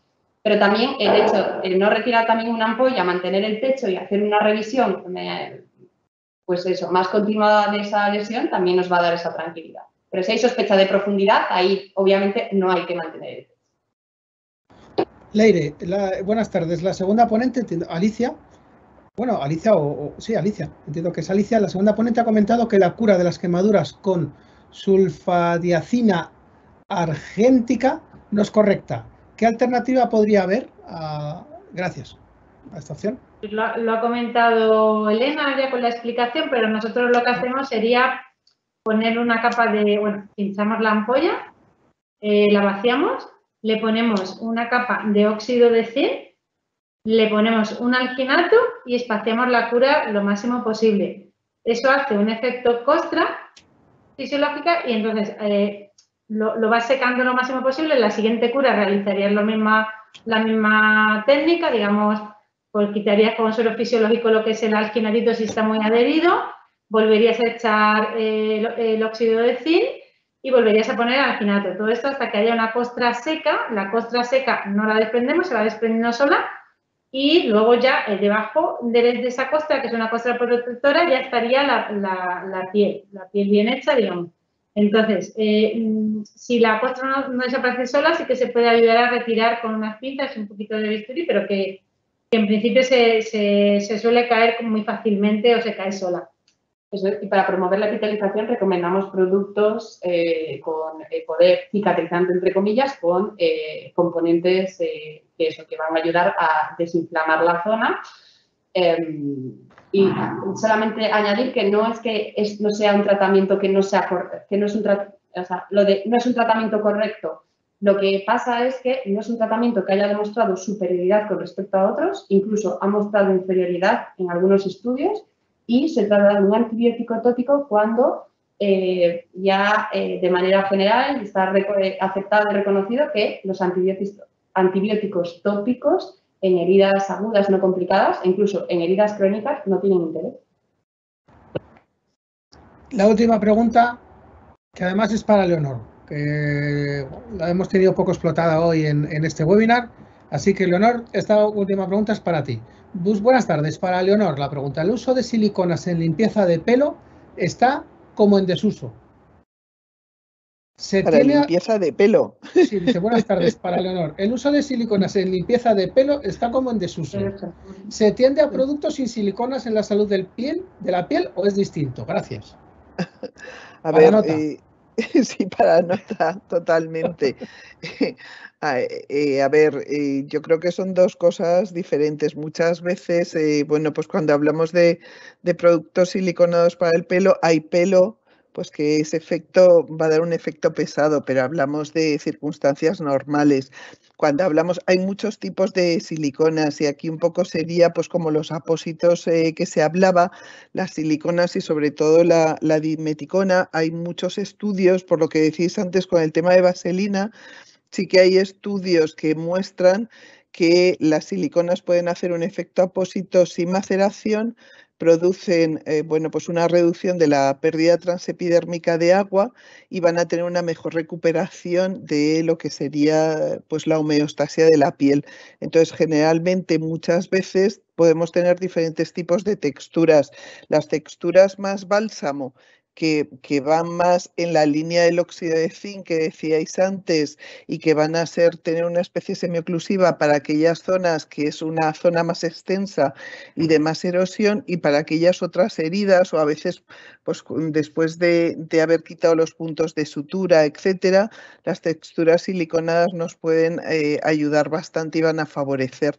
Entonces, el uso de siliconas, lo que os decía, no tienen nada que ver a veces las siliconas que se utilizan en reparación epidérmica con las siliconas que se utilizan o se utilizaban a veces para el tema del pelo. También hay muchos tipos en materia capilar. Entonces, cuando hablamos de siliconas aquí, pues es crear ese ambiente que decían Alicia y Elena, porque yo me quedé hace mucho tiempo con ese entorno óptimo, que no era ni la cura en húmedo, la cura en seco, que muchas veces va a ser diferente según como veamos, pues lo que decís, según el tipo de herida, y al final es crear ese ambiente y ese entorno. Entonces es una parte que nos va a ayudar, pero es una parte más de los productos reparadores epidérmicos.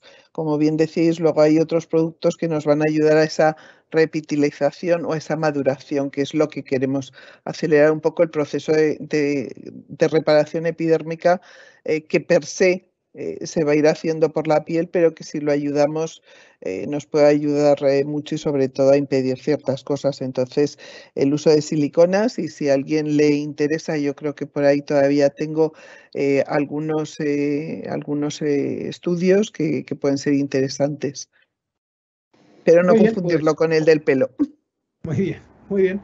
Pues hasta aquí el webinar desmontando mitos sobre la cicatrización y el cuidado de las heridas del Instituto Superior de Formación Sanitaria ISFOS del Consejo Nacional de Enfermería, con la colaboración de La Roche-Posay, o La Roche-Posay, ¿no? Leonor, ¿es así? Mira, mi abuelo siempre decía que en español se escribe igual que se lee, o se lee igual que se escribe, así que podemos decir La Roche-Posay.